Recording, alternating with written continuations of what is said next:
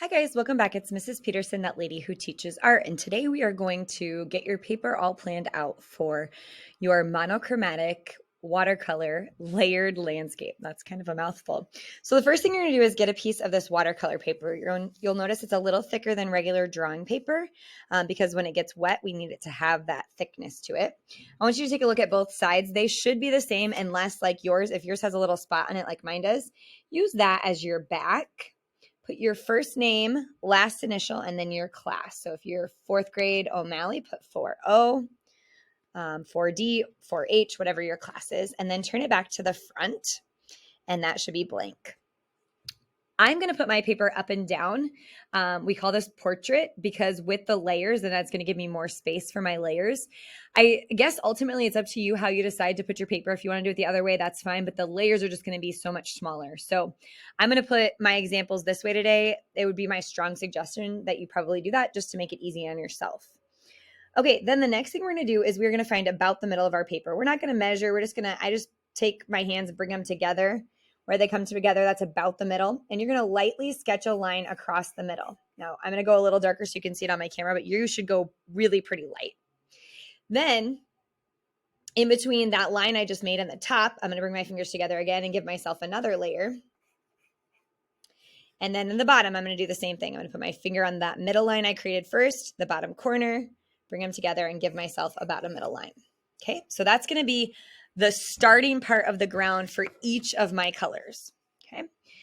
So when I take a look at my reference photo, this is a reference photo. That means I do not have to draw everything exactly as it is in the reference photo. I'm just kind of using it as an idea. So I'm going to start, you can start at the top or the bottom. It's up to you. I'm going to start up here with this kind of hilly, mountainy line back here. And I want you to think about these lines as the ground, and whatever is on top of it is like growing out of it. So if I look at the ground up here, then the hill, I'm looking right here, the hill needs to be up above that line. Come down, go up, comes back down, little up, down, up. And then honestly, I might just go back and erase this line. That line is just there so you know about where to go. Just erase that so it's not confusing to my brain where the paint goes. Now, when I go to paint this top part is going to stay white, and this next section is going to be my light color. Okay. So I might even just erase that to get rid of the confusion. Okay. My next line on here is the building line. And again, this is a reference photo. I don't have to build it exactly like this. So I'm just going to pick out some of the ones I like. I like this one that kind of has like a weird angle to it. And then there's one over here that's like this.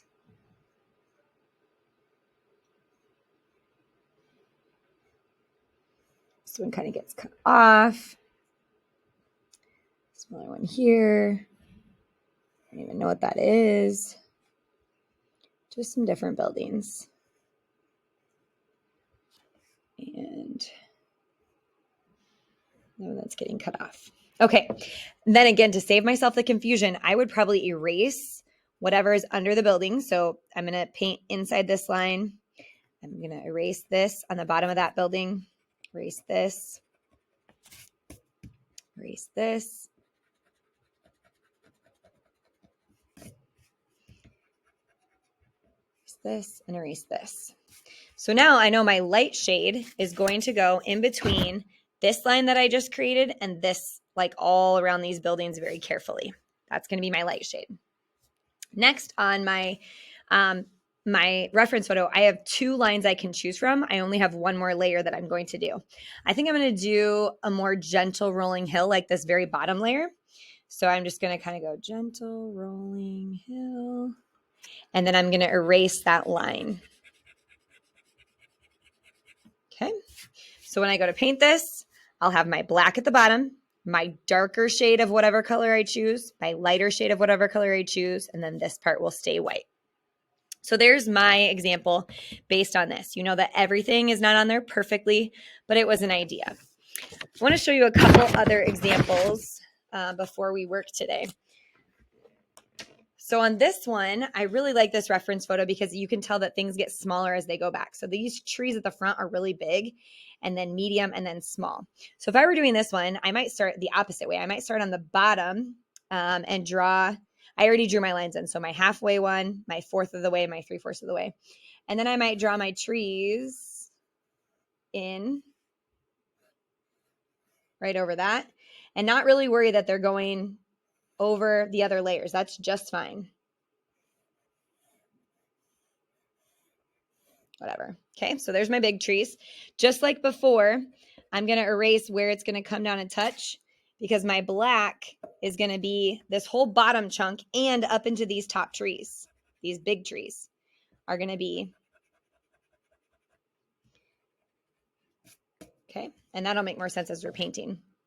Then my next layer, my middle size layer, is going to have medium sized trees. So maybe something like this.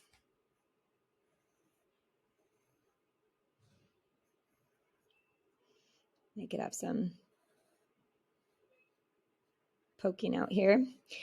And then again, I would erase that line that's going through things so it doesn't confuse me where my paint's going to go. Okay. And then my top one is going to have really tiny little trees.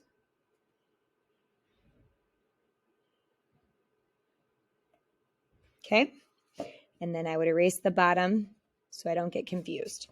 All up here is going to stay white. This light shade is going to go around all these trees, around the medium-sized trees and up into the small trees. My middle color is going to go in this chunk up into the medium-sized trees. Sorry, right here and around here. And then my dark color is going to be on the bottom and go up into the big trees, just like in my reference photo. One more option that you have is if you choose a reference photo like this, where it looks like they kind of come down into each other. So let's say that my black layer, I want it to go like that. Then I would erase this. And my next layer might start up here, but it might come down to here. And then I'm going to erase this. So there's my black layer, there's my dark layer. And let's say my next one goes like this. There's my medium layer. And then the rest could stay white. Or you could do another shade if you want to, a really light shade right there. Just showing that they're overlapping. The darker ones are going to be on the bottom. And then, so this would be black, dark, a little bit lighter, light, stay white at the top. Okay. All right, you guys, today we're going to get our reference photo selected and all sketched out. And then we will talk about how to paint this. I can't wait to see what you create.